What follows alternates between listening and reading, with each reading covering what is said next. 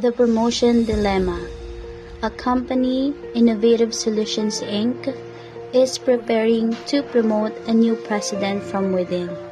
The candidates are Mark, a long-standing employee known for his exceptional performance, and Bianca, a newer employee who has connections within the company due to her father's influence as a senior board member.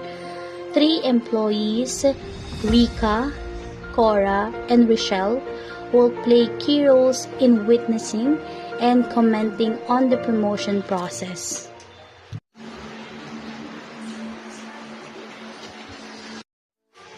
Attention! So, thank you all for being here today. We'll now discuss the candidates for the presidency position.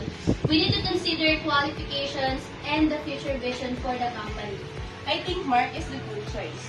He's been with the company for over 10 years and has consistently delivered expectations. Well, we can deny that having connection can have its advantages as well, and Bianca could bring a fresh perspective. While connections can be beneficial, should we prioritize experience and proven leadership?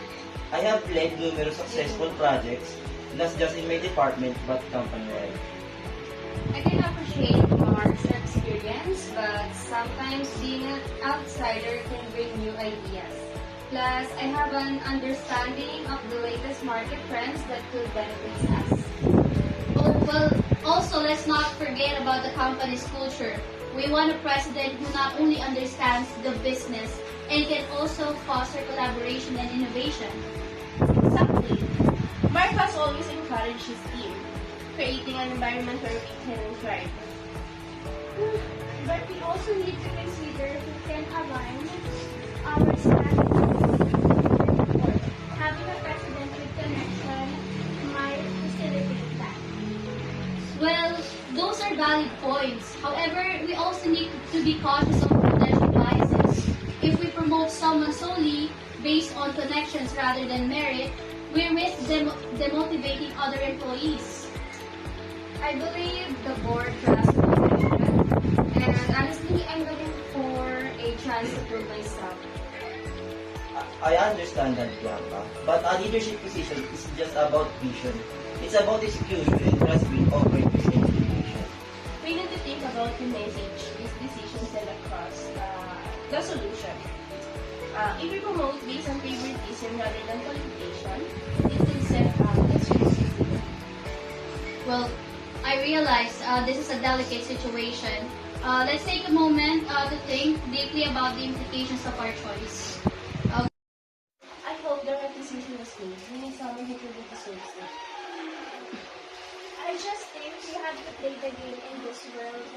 Sometimes connections are what we need.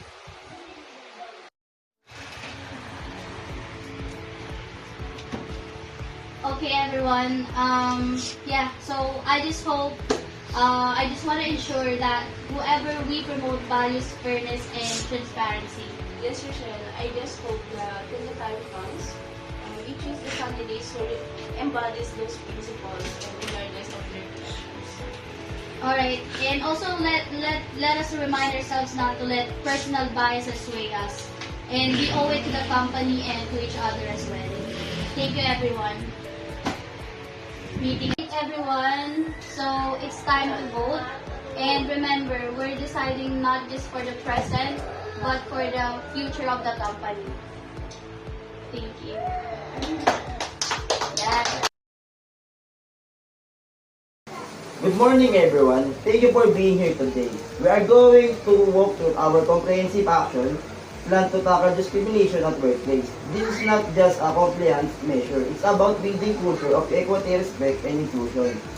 Workplace discrimination affects not only individuals but the entire employee's moral and productivity.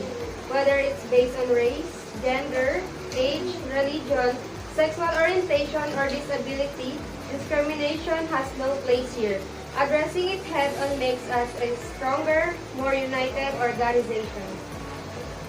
Our action plan has 4 main goals. The first one is prevent discrimination through rightful communication and awareness. The second one is provide clear, effective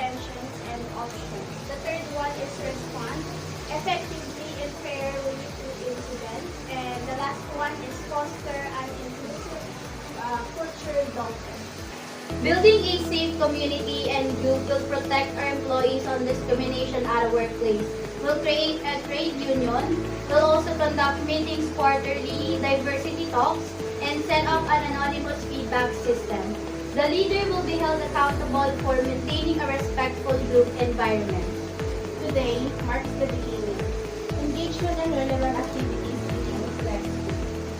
Reporting tools will be lead by the end of the month. We'll review progress quarterly and adjust our strategies based on our efficiency. Together, we create a group where everyone can learn.